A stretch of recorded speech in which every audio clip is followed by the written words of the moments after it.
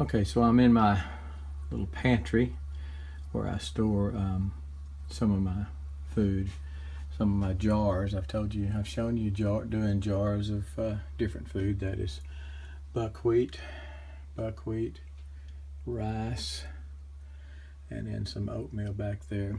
But occasionally one of them will come unsealed. In fact, I've told you several occasions. Every time I do this, I tell you to check back about every 6 months and see that they're sealed. Some of them are not, some of them are. I pulled a few that the lid that I didn't have rings on. And these are obvious, they're loose. So I'm going to go back with my Foodsaver here, and I'm going to seal them up. And this time I am going to put rings on them, and I'm going to go back and put rings on all those also. And I think that's going to help. The rings will, I think, hold it down, make a better seal. But it's still something you need to do from time to time. Go through in your storage and check, make sure they've sealed. So I got 2 or 3 here that I'm going to have to put, that I'm going to have to redo completely. But I think I'm going to go back, and all of them that I do not have rings on, that's a ring. All of them that I don't have rings on, like those, I'll fix. So I'm going to just do it with one hand here and show you. And my air conditioner's off. Normally I run the air in here. During the summertime, my air's off, so I've turned it off. So I'm going to be quick because it's getting hot in here. Now when I turn on the machine, it's going to be probably too loud to talk. But basically I'm just doing what I normally would do and sealing them for the first time. And that's going ahead and sealing them again. This is a regular mouth. I'll turn it on, push canister button and listen.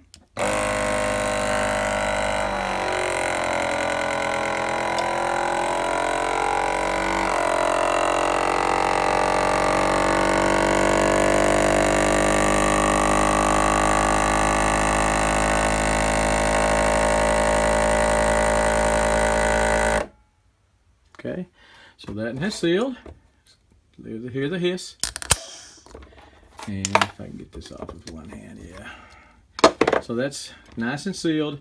I'll put a ring on that now, and which I did not do before. And I'll go back and do all these and all the ones that I have that I do not have rings on. Those are probably good. I don't even feel any that are unsealed. But I'll go back and redo them. So let's do one more. Now I'm going to shut her off. Several of these that came unsealed were baking powder. I'm going to attribute that to the powder forming a residue on top of that lid, on top of that rim, between the rim and the lid. Let's put it that way. So I wiped it off good. Again, I wiped the lid off, the inside, the rubber part of the lid. I wiped the rim off, and we're just going to seal it again. It may be that that baking powder doesn't, because it's a powder, doesn't do as well. However, that is a quart of baking powder, and it's sealed. So it's just you have more. The more powdery your food is, the more trouble you're going to have with getting a good seal. Simply because it. The powder can get between lid and ring and lid and rim and cause problems. Sometimes you can see it, the suction action. Watch this.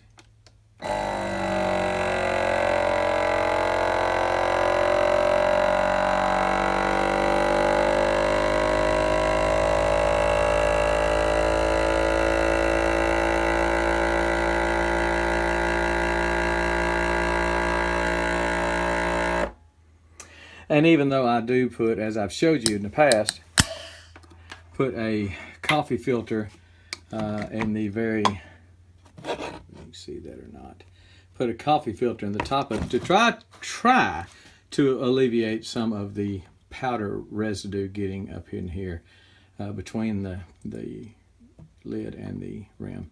Sometimes it probably just doesn't work. You saw how it sucked it up in there, so we'll see. Anyway, I'm going to put a ring on this, and we'll be done.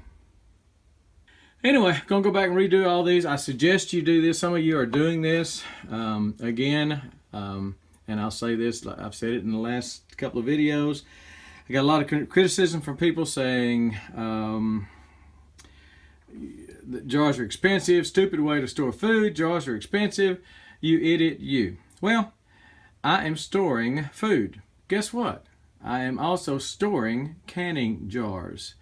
These lids, it's my understanding, I have read several people say that this is the truth. Haven't tried it yet, but it is my understanding that these lids, once I seal it, that lid can go on. If I don't damage it getting it off when I use this product, that I can reuse that lid one time for wet canning, for pressure canning. So anyway, that's the plan, is to pull them off, hopefully not injuring the lid. Sometimes you pry up on that lid and you'll bend the end of it.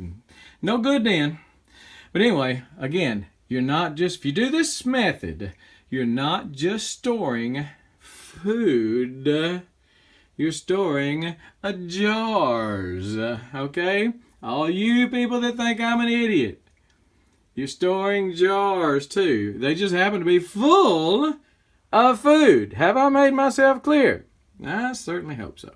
Now, others have asked about if you're in an earthquake zone, which I am not, but then again, you never know, about the wisdom of storing jars if you're in an earthquake prone area. Well, I would say, 'twas me, I would come in here and wrap these, get some of that pallet wrap, I think they call it. It's like saran wrap, except they use it to wrap pallets. You've seen these pallets are just completely surrounded with stuff, with a cellophane, a clear cellophane. And I would wrap those up tightly, because think about it, that's the way they come to you. Nowadays in the store, these come wrapped all the way around and on top with a plastic wrap.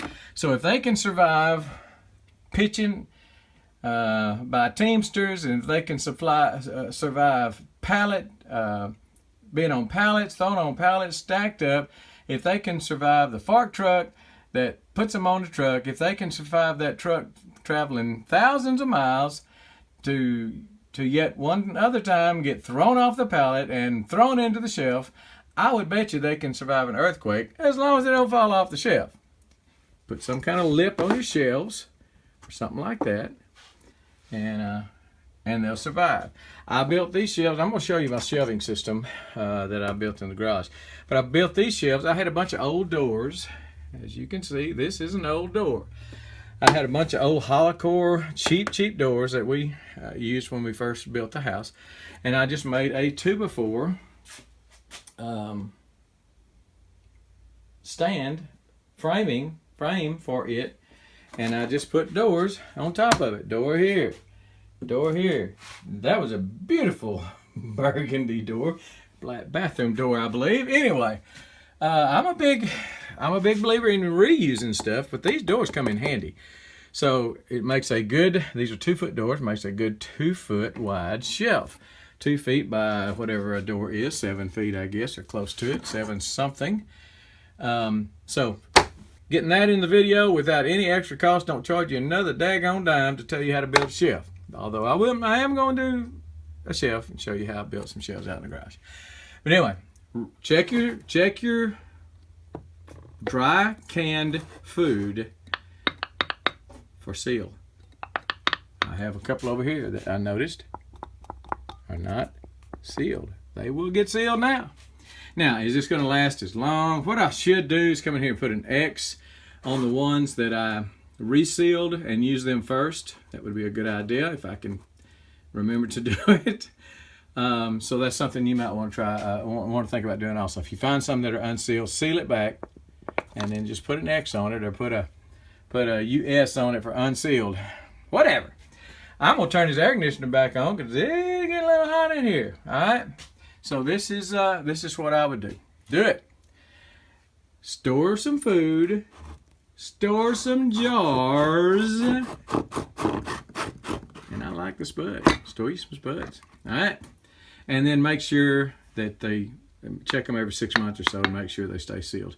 And I'm going to suggest that that every one of them gets a ring on it also, that you screw a ring on it. This one didn't have a ring, obviously.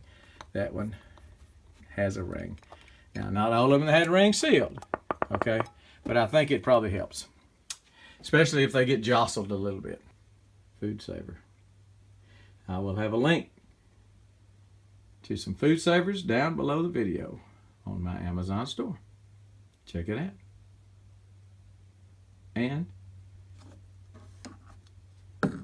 And the jar attachments. Check it out. We're gone.